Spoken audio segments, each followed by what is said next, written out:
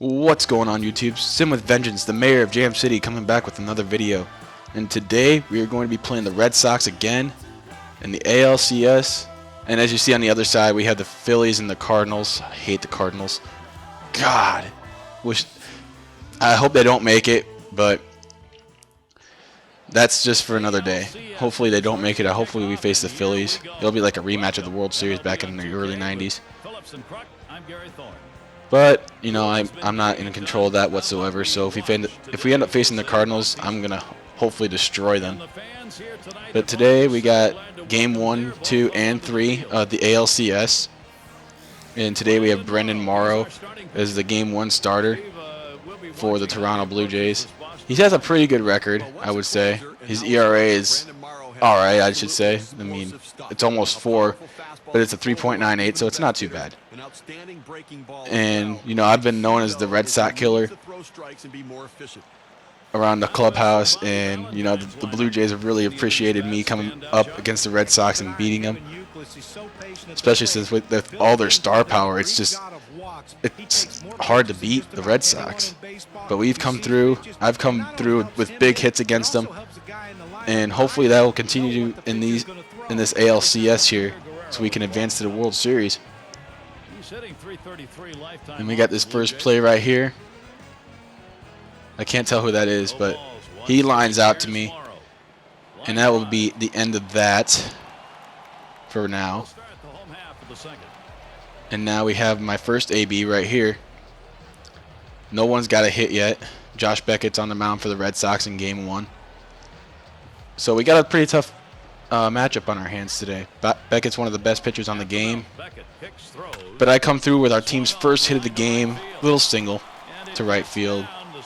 Not too impressive, but it'll get the job done. But then a couple of batters later, we have JP Arancibia, and whack! Deep left center field. It's long enough, and it is gone. Goodbye, baseball. Not really expecting Arancibia to go deep. I really didn't. That came out of nowhere. He's not a home run hitter, but he proved himself there by going yard for a 2-run home run, putting us up on the board. And now we are looking good to start the ALCS as Arancibia goes yard. Now here in the third, I can't tell who that is again. Probably one of their rookies, one off the farm system. But I get the nice diving catch right there for the first down in the third. And now one out here in the bottom of the third.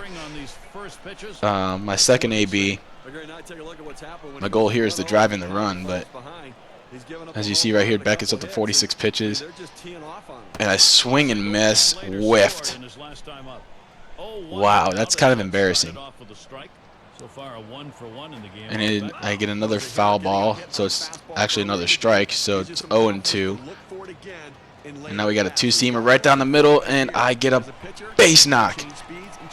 I'm turning on the afterburners here, and I wanted to go for third, but the guy ahead of me just decided to stop because of they cut off the playing time. I think he would have made it, but I guess he didn't want to take the chance. But later on in the inning, Edwin Encarnacion drives it into the right field, and we both score, so we're up big. And they overthrow the catcher. It's into the backstop, and he ends up advancing to second. So things are looking really good right now for the Toronto Blue Jays. We're up 5-0 here in Game 1. Brandon Morrow is pitching a gem, and now we get the easy out there. Ends at top of the inning, so we're looking pretty good right now. Everything's smooth, and we're riding this ship comfortably. Now we're here for another AB against Josh Beckett. I'm surprised they haven't taken him out yet, surprisingly, for as many runs as he's given up. You know, you would have think they would have taken him out by now, because this game is really tight on their pitchers, like how well they do. I think the deepest that I've seen a pitcher go in a game for my pitchers was like 7 innings. They never really threw a complete game, even though they were throwing a shutout. It's ridiculous, I guess. But Brandon Morrow here, he's pitching a gem. I'm surprised they didn't let him throw a complete game. I think he would have made it because he was just absolutely dominant against the Red Sox lineup in this game. And now we're up 6-0 here in the 6th.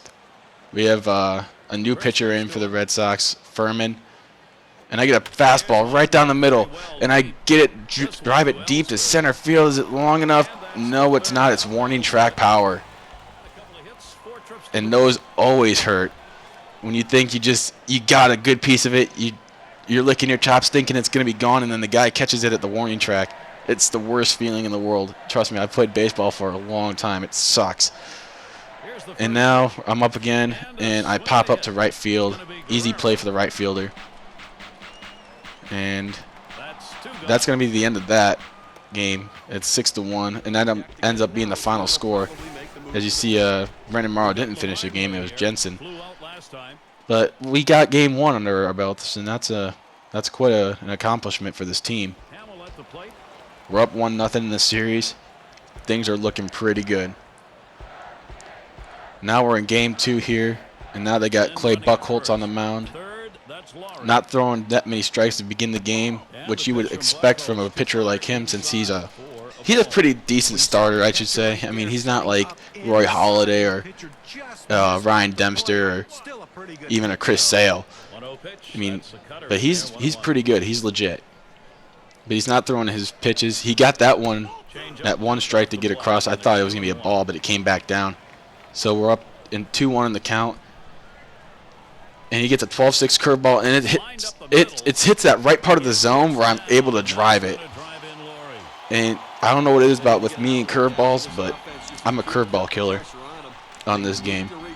Maybe it's because some of them don't drop, like they want them to, and I just take advantage. And I get the 5-4-3 DP right here. 5-4-3. Here in the 3rd. We are up still. And I get the nice little pop-up right there, making it look easy. Now we're here with another AB. Now up 2-0. And now we got Buchholz still pitching. And now he throws a 2-seamer down there to right center field.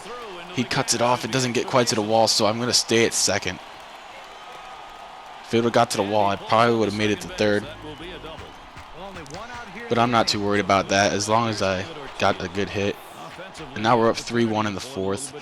Things are looking really good right now. And I get the grounder over there. Crawford will be out. Out by a mile, it seems like. Now it's 3-2 in the 5th. They're creeping back. They're steadily making their way back into this game. And they got a bases loaded situation. I tag him out. Boy, just imagine if I missed a tag or something. Ellsbury must be furious. Now we're here again in the 5th inning.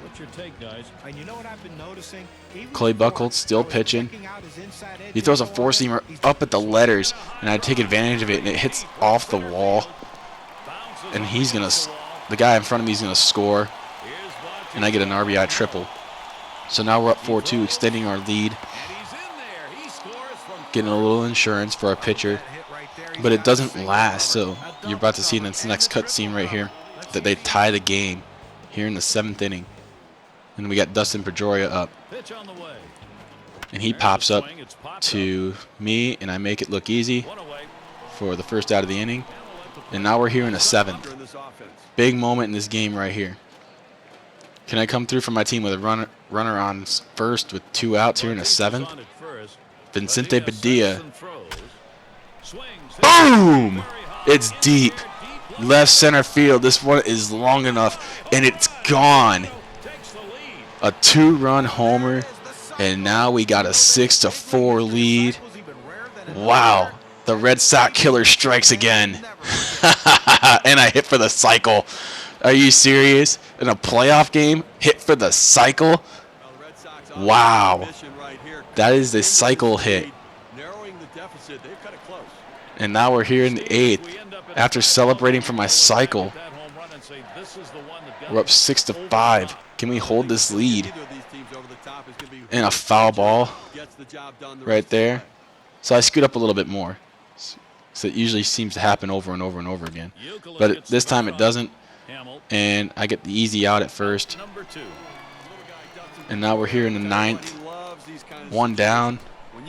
Pedroia up again. And I get him out again. Easy out right there. And that is the ball game. As we come up winning again. This time barely. 6-5. And now we're going to Boston for game 3. Can we come through in game 3? You're about to find out. All right, in my first AB right here in game 3. Went 4 for 4, hit for the cycle last game. I'm still kind of psyched about it. We got Eric. Is it Daniel Bard? Yeah, but anyway, I get the right field corner base hit, and I'm turning on my afterburners, and I'm going for 3. And I land on safely with a triple, standing up. And now we got nobody out. And you know what I'm going to do? Kelly Johnson's up. You know what I'm going to do? Suicide squeeze. It works every time. If you just get that 1 run, it might just be enough. And now we got another grounder here. And he will be thrown out for the end of the inning. Now, as you see in my first AB again, second AB, do not swing at any pitches out of the side of the strike zone. I tend to do that a lot, and sometimes they leave the ballpark. And then the first pitch, I dribbled it, but I get there in first. It goes down as a fielder's choice, so it doesn't consider to be a hit, but I'll take it as they come. But we ended up not scoring anyway, so it doesn't really matter. Now it's tied at 1 here in the 4th. And it looked like I tagged him out there, but I guess not. So we got the out, and we didn't end up giving up any runs, and now we're up 3-1 here in the 5th. And Daniel Bard is still pitching. It's hard for him to find the strike zone in this game, but I swing at a bad pitch. What was I thinking? That was way inside. And then the second pitch, he throws a slider, and I get it right past Adrian Gonzalez for the base hit. And now we're in business with 2 on and 1 out. And later on, we didn't end up scoring, which is kind of a shame. Especially with less than 2 outs and 2 on, we could have scored easily. And now another grounder here to third, over to me, and I get it over there pretty easily.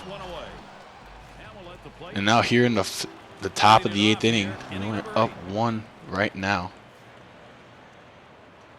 Whoever that guy, Civies, whatever you want to call him, he throws a nice curveball, and I swing and miss. And then the next pitch, it's down the left field line, and it looks like it could have been out of play, but Crawford comes up and makes a nice catch up against the wall. And here we're now up 6-3. So it looks like we got this game in hand. Looks like we're going to be going to play game 4, going for the sweep. And Ellsbury makes the catch in that final at bat right there. And we end up winning the game 6-4.